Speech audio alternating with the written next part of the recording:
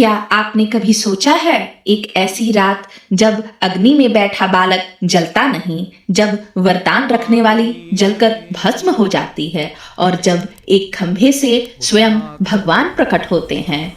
क्या सच में अग्नि भी भक्ति के आगे हार मान लेती है? भक्तों, सबसे पहले आपको रंग भरी होली की शुभकामनाएं।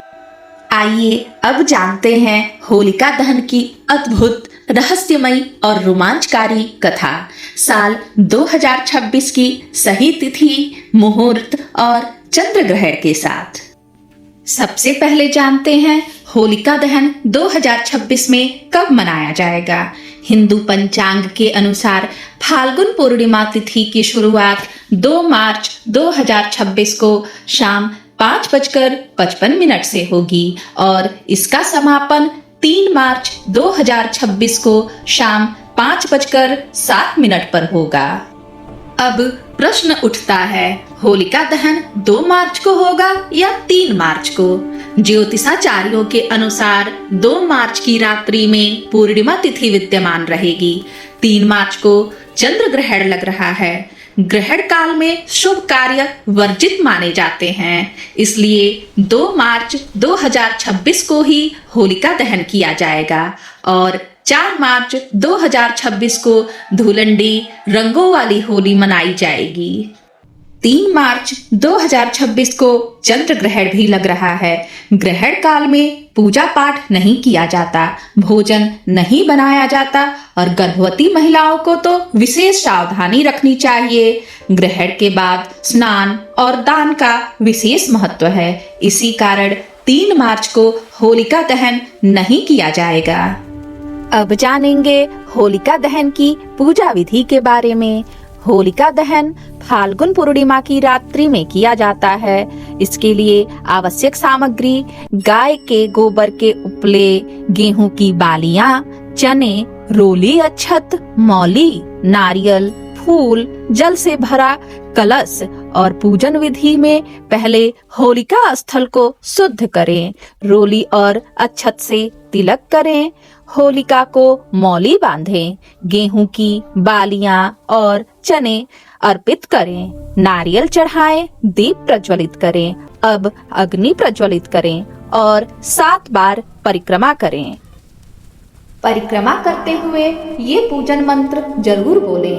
मंगलम भगवान विष्णु, मंगलम गरुड़ध्वज, मंगलम पुंडरीकाक्ष, मंगलाय तनोहरि। ओम वासुदेवाय विद्महे वैद्यराजाय धीमहि तन्नो धन्वन्तरि प्रचोदयात्। ओम तत्पुरुषाय विद्महे अमृत कलश हस्ताय धीमहि तन्नो धन्वन्तरि प्रचोदयात्। अब सुनेंगे होलिका दहन से संबंधित पौराणिक कथा, जिसने इस पर्व को जन्म दिया। इस कथा की शुरुआत होती है असुर कुल की शुरुआत से। ऋषि कश्यप और दिति के 4 संतानें थीं, हिरण्याक्ष, हिरण्यकशिपु, सिंहिका और होलिका। हिरण्याक्ष का वध भगवान विष्णु ने वाराह अवतार में किया।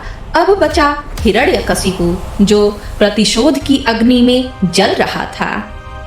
हिरण्यकशिपु ने ब्रह्मा जी की कठोर तपस्या की, वर्षों तक तप किया, शरीर हड्डियों का ढांचा बन गया।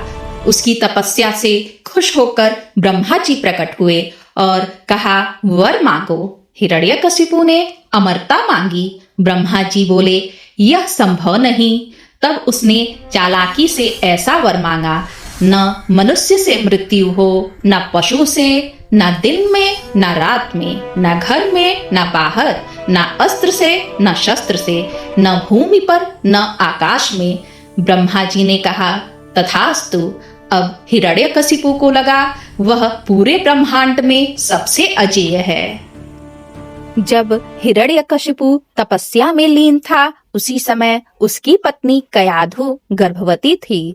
देवताओं ने उन्हें बंदी बना लिया, पर देवर्षि नारद ने उन्हें अपने आश्रम में आश्रय दिया। देवर्षि नारद ने कयाधु को आश्रम में रखा और विष्णु भक्ति का उपदेश दिया।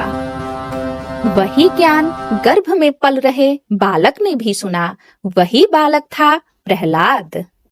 ब्रह्मा जी से वरदान पा हिरण्यकशिपु अपने आप को सर्वशक्तिशाली समझने लगा।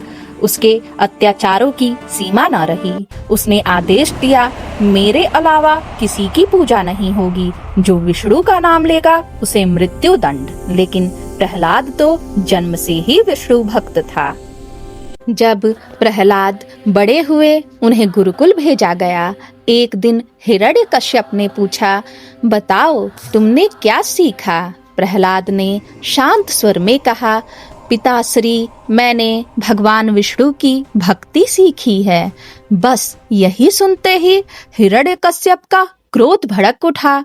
हिरण्यकश्यप ने आदेश दिया, इसे मार डालो। सैनिकों ने प्रहलाद को मारने का भीषण प्रयास किया। उन्हें विष दिया गया, हाथियों से कुचलवाया गया, पर्वत से गिराया गया, सर्पों के बीच डाला गया, तलवार से वार किया गया। लेकिन हर बार प्रहलाद नारायण नारायण जपते रहे और हर बार वे सुरक्षित बच गए। अब हिरण्यकश्यप चिंतित हो चुका था। तभी उसकी बहन होलिका ने कहा, भैया, मुझे अग्नि से न जलने का वरदान प्राप्त है। मैं प्रहलाद को गोद में लेकर अग्नि में बैठ जाऊंगी। फाल्गुन पूर्णिमा की रात थी। विशाल चिता सजाई गई। होलिका प्रहलाद को गोद में लेकर अग्नि में बैठ गई। लपटे आसमान छूने लगी। लोग सांस रोककर देखने लगे। कुछ देर बाद अद्भुत दृश्य सामने आया। वरदान निष्क्रिय हो गया। क्यों? क्योंकि वरदान शर्त के साथ था। निर्दोष का अहित करोगी तो अग्नि रक्षा नहीं करेगी। और होलिका वहीं जलकर भस्म हो गई। प्रहलाद अग्नि से सुरक्षित बाहर आ गया। यही है होलिका दहन। बहन के भस्म हो जाने पर हिरण्यकश्यप का क्रोध चरम पर था। उसने प्रहलाद को खंभे से बांधकर पूछा, कहाँ है तेरा भगवान? क्या इस खंभे में है? और उसने खंभे पर प्रहार किया। तभी भयंकर गर्जना के साथ खंभा फट गया। प्रकट हुए आधा सिंह आधा मनुष्य, भगवान नृसिंह।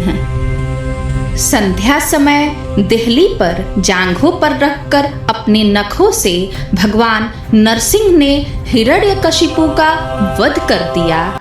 इस प्रकार ब्रह्मा का वरदान भी नहीं टूटा और अधर्म का अंत भी हो गया। अगले दिन प्रहलाद के जीवित बचने की खुशी में रंग खेला गया। यही धुलंडी है, रंगों की होली। जब जब अहंकार बढ़ता है तब तब नृसिंह प्रकट होते हैं। जब जब अन्याय होता है तब तब अग्नि भी धर्म का साथ देती है। इस होलिका दहन पर सिर्फ लकड़ी नहीं जलाइए, अपने अंदर के क्रोध, घृणा और द्वेष को भी जला दीजिए। ऐसी पावन पौराणिक कथाओं के लिए चैनल को सब्सक्राइब जरूर करें और वीडियो लाइक करना ना भूलें।